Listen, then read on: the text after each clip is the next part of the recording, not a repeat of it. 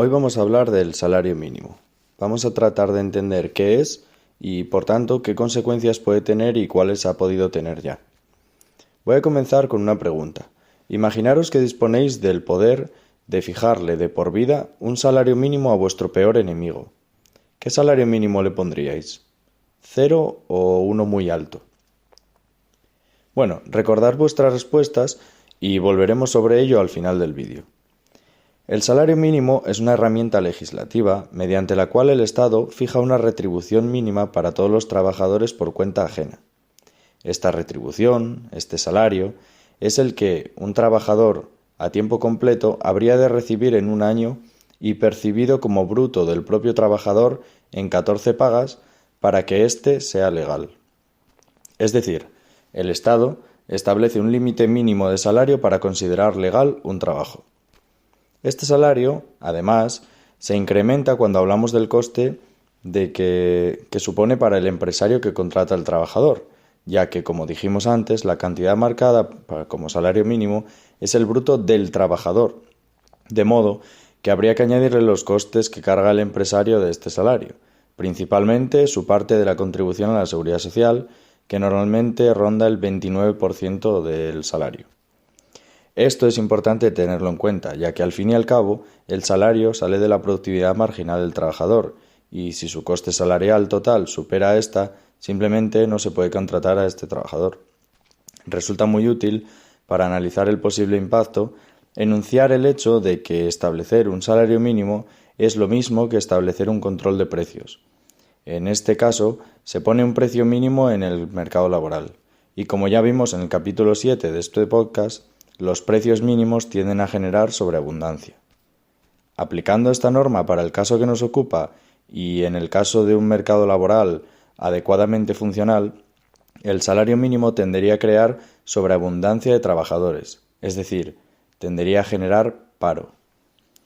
No resulta difícil entender por qué. Además de estimular la demanda de trabajo, es decir, más gente apuntada al paro, reduciría la oferta del mismo, ya que, como dijimos antes, si el coste salarial de un trabajador es superior a su productividad marginal, ese trabajador no es empleable.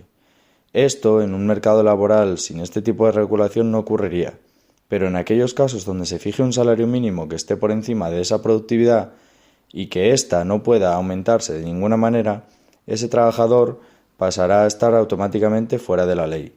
Sería ilegal emprender esa relación laboral.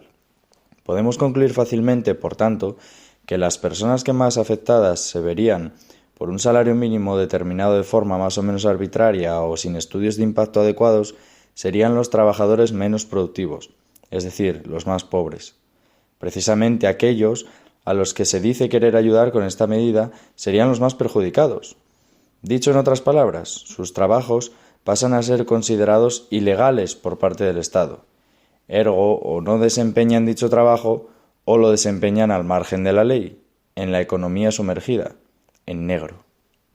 Y esta es otro de los posibles efectos del salario mínimo: aumentar la economía sumergida y los empleos al margen de la ley o extraoficiales. Por lo anteriormente explicado, una de las leyes básicas del salario mínimo es que ha de estar ligado a la productividad. Cuando esta relación se altera, los efectos adversos que hemos explicado se van a dar, en mayor o menor medida, pero van a ocurrir. Cuando se sube o se establece un salario mínimo en la economía, esta tiene 4 formas de contrarrestarlo. La primera sería mediante un aumento de la productividad del trabajador. En el corto plazo y en términos generales esto no sucede. Lo que ocurre en algunas ocasiones es que la empresa se ve obligada a mecanizar o automatizar en mayor grado su sistema productivo, de modo que sus empleados sean más productivos. El problema, que si la demanda de lo que se produce no aumenta en ese mismo periodo de tiempo, este aumento de productividad se traducirá en una reducción de plantilla. Esto ha ocurrido en los últimos años en los McDonald's de casi todo el mundo. La empresa se vio obligada a mecanizar aún más su proceso para poder mantener parte de su plantilla con un salario mínimo creciente en algunos estados de los Estados Unidos. Por tanto, a corto plazo, solo hay 3 maneras de realmente contrarrestar subidas del salario mínimo: despedir al trabajador, subir los precios o reducir los beneficios. El primer caso no requiere explicación ni mayor análisis. En cuanto a la subida de precios, lo que hace es que el consumidor sea el que paga finalmente esa subida de salario de los empleados. Además, esto no siempre se puede realizar. De hecho, en un mercado competitivo y funcional apenas habría margen para subir el precio, ya que automáticamente reduciría la demanda de ese bien o servicio. Y nos llevaría igualmente al primer caso, destrucción de empleo. La empresa que gestiona, entre otros, los restaurantes de Domino's Pizza en España, optó por esta estrategia combinada con una eliminación de algunos bonus o pagos en especie a sus trabajadores para hacer frente a la subida del salario mínimo del año pasado. El tercer caso, reducir los beneficios, puede ser el que mejor suene desde una óptica populista y antiempresarial, pero de nuevo trae problemas que terminan perjudicando a aquellos que dicen ayudar. Primeramente hay que decir que, de nuevo, en un mercado competitivo y funcional los beneficios ya son los que deberían ser. Recortarlos solamente generaría una desinversión empresarial en ese sector o empresa, lo que con el tiempo se traduciría en la pérdida de productividad relativa, pérdida de competitividad o menores empleos creados. Pero además, cabe recordar que las grandes empresas no suelen pagar salarios mínimos. Más si cabe en el caso de España, donde la gran mayoría del tejido empresarial es de pequeñas empresas. El empresario modelo que vería reducidos sus beneficios a consecuencia del aumento del salario mínimo es un dueño de un negocio de barrio con un par de empleados y cuyo sueldo suele venir de esos mismos beneficios. Por lo tanto, al final, las gallinas que entran por las que salen. Todo esto que he explicado hasta ahora es mainstream económico, es ley de vida, es algo plenamente aceptado, testado y demostrado por la ciencia económica. Entonces, ¿por qué hay economistas que defienden un salario mínimo? Bueno, el principal argumento, siempre que hablamos de regulación en la economía, es que ésta sirve para enmendar errores propios del sistema económico en cuestión. En este caso, el salario mínimo serviría para enmendar un error en la asignación de salarios por parte de los empresarios a sus trabajadores. Es decir, que trataría de reducir un gap que hay entre la productividad marginal del trabajador y el salario que éste percibe. Este error puede darse en ciertos mercados laborales que no estén funcionando de forma adecuada. El caso de un mercado monopsónico es el ejemplo más extremo de esto.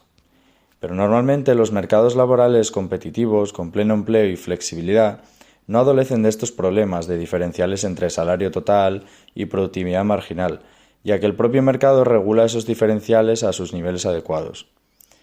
Que hubiese casos en los que haya sectores concretos en los que esta regulación propia del mercado no esté funcionando adecuadamente, tampoco justificaría aplicar un salario mínimo estándar a toda la economía, puesto que en términos agregados generaría más daño en el resto de sectores de lo que ayudaría en el sector concreto. Hay que decir además que cuando estos mercados laborales no están funcionando de manera correcta, suele ser siempre o casi siempre como consecuencia de alguna intervención estatal previa. Este es otro de esos muchos casos en los que el Estado genera un problema que no existía y luego intenta solucionarlo, creando a su vez nuevos problemas. Otro argumento muy empleado es el de decir que al aumentar la renta disponible de los trabajadores más pobres, estos dedicarán esa renta extra al consumo, y esto generaría un efecto multiplicador que estimularía a la economía en su conjunto. Esta teoría tan keynesiana de incentivar la demanda interna solo tiene sentido en casos muy concretos de mercados disfuncionales, normalmente creados en casos de posguerras, de nuevo tras una intervención estatal previa. Sin embargo, tanto la teoría como la práctica son muy tozudas al respecto. Antes ya describimos desde una vertiente teórica cómo finalmente el resultado tendía a ser un juego de suma cero. Lo que ganan unos de salario lo pierden otros, y en muchos casos de empleo. Y es que, como indica la evidencia disponible, cortesía del Banco de España, el aumento del salario mínimo del año 2018 no aumentó la masa salarial de los trabajadores. En otras palabras, su posible efecto multiplicador por un aumento del consumo, que tanto repiten algunos tertulianos y figuras cercanas al actual gobierno, simplemente no existió ni pudo existir. Incluso se podría argumentar que la masa salarial se contrajo en lugar de aumentar. Entonces, ¿por qué se ponen los salarios mínimos y por qué se aumentan? La explicación es bastante maquiavélica, como suele suceder en política, simplemente porque da votos.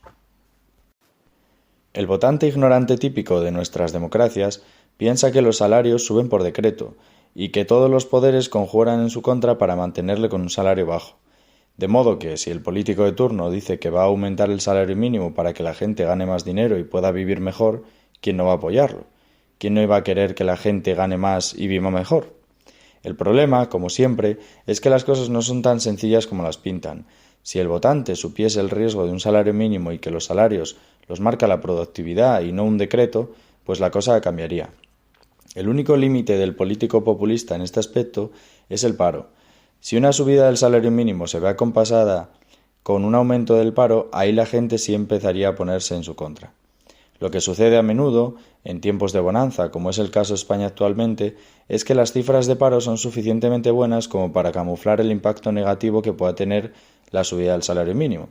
Es decir, si subir el SMI destruye 50.000 empleos, pero el resto de la economía crea 150.000, la cifra de afiliados seguirá subiendo en 100.000 nuevos trabajadores, y los políticos sacarán pecho oportunistamente de esta circunstancia que camufla los daños de la decisión que han tomado. Muchos países ricos no han caído en la trampa de establecer un salario mínimo, y sin embargo nadie pensaría que los trabajadores de estos países sean pobres. Estamos hablando de países como Dinamarca, Islandia, Noruega, Alemania hasta hace pocos años, Suecia o Suiza. Dentro de los que sí lo tienen, hay distintos grados de pragmatismo frente al populismo puro. Algunos lo establecen con excepciones según sectores, según edades o según regiones. Todo ello bajo el entendimiento de la necesaria relación entre salario mínimo y productividad. España es un caso claro de mercado laboral en el que hay que tener extremado cuidado con el salario mínimo. No es lo mismo subirlo en un país con pleno empleo que en un país con un 14% de paro. No es lo mismo fijarlo en 1.050 euros para Madrid que para Extremadura, etc. En definitiva, hay que tener mucho cuidado con el salario mínimo. Sus efectos pueden ser negativos en diversos grados, dependiendo de cómo se fije éste respecto al que fija el mercado para cada sector y situación específica. Fijar salarios mínimos ascendentes por razones electoralistas o directamente perversas, sin estudios de impacto rigurosos y ortodoxos y de forma uniforme y centralizada, es tremendamente peligroso. Volviendo ahora a la pregunta que lanzaba inicialmente, imaginaros que disponéis del poder de fijarle de por vida un salario mínimo a vuestro peor enemigo. ¿Qué salario mínimo le pondríais? ¿0 o uno muy alto? Me atrevería a decir que la mayoría respondisteis 0 al principio del vídeo. Si habéis atendido y entendido lo que he explicado aquí, veréis que la respuesta correcta es la contraria. Yo a mi peor enemigo le pondría un salario mínimo muy, muy alto. Tan alto, que jamás pudiese trabajar. Es fundamental, como suele ocurrir en estos casos democráticos, que el votante no abandone su responsabilidad de estar debidamente informado, para que, de este modo, el populismo psicópata de nuestros políticos no termine prendiendo fuego a todo con la gasolina de nuestra ignorancia.